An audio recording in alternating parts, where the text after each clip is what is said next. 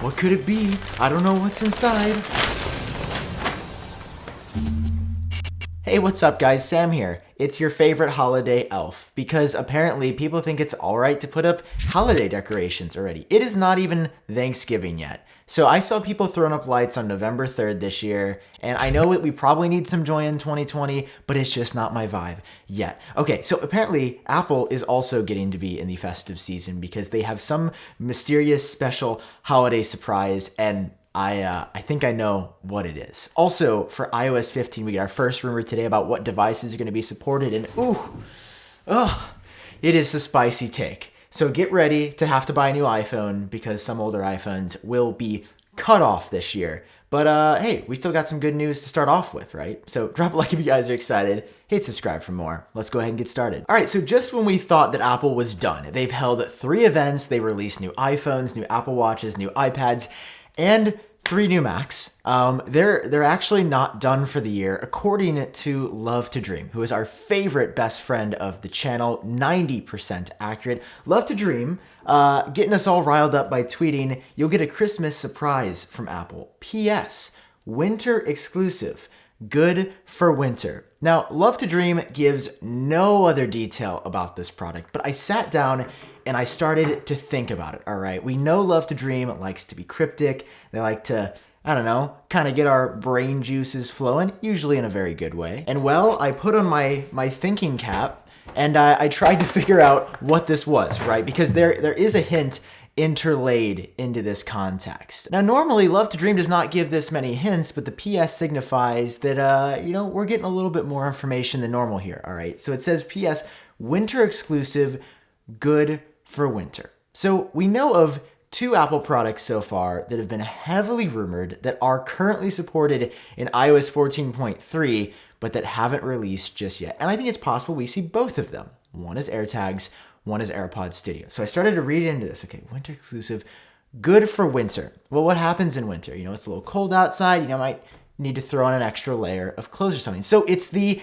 Apple jacket or Apple gloves. No, I wish that, well, I don't really wish that. It'd be kind of weird if Apple started making like fashion accessories. But, we could see something maybe else like, I don't know. As soon as I heard this, I thought, well, ears tend to get pretty cold. And in my initial article that I wrote on Apple Track, I said I feel like this could maybe have something to do with AirPods, something with your ears. I think that this is AirPods Studio, and here's why. Not only does Love to Dream allude to this about something, with warmth or winter or staying not cold coming, AirTags does not have to do with staying warm or anything. Like, I don't think that is what is being referred to here, even though Love to Dream did say AirTags were coming soon and said that a couple weeks back now. But AirPods Studio have been in development for years. We've seen how they look, and most recently in iOS 14.3, 9to5Mac has uncovered what they believe to be an image of the final design of these on-ear/over-ear headphones that are premium, that Jon Prosser says could start at $350 but also go up to $600 for the more expensive non-sport like leather developed model. So we know that these have been basically ready. We heard recently there were some production issues. They've been delayed. Jon Prosser says they're not coming until March of 2021, but with Love to Dream's higher track record and the allusion to something keeping you warm, I think it's going to be AirPods Studio. Now, I know this is coming from me, who has said we would see this at the past 2 or 3 events, and it hasn't panned out just yet. But think about it. If Apple wants to sell these and for them to do well, I just don't see them waiting past the holiday season. I think that if we see these, we're going to see them in the next couple of weeks. And if we don't, then we're not getting them in 2020. But I really do think that AirPods Studio, they've been rumored for such a long time, and there just really hasn't been a super great event to put them in.